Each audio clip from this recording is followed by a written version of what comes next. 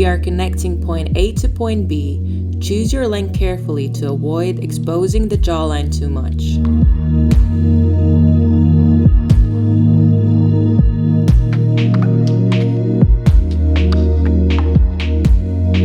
It became very popular in the music rock scene in the 60s.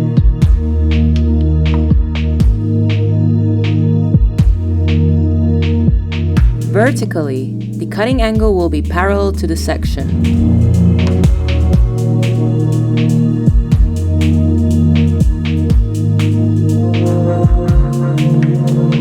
A mini straightener is used to add shine, separation, and definition. I'm really into Turkish psychedelia, Thai psychedelia, and Zamrock.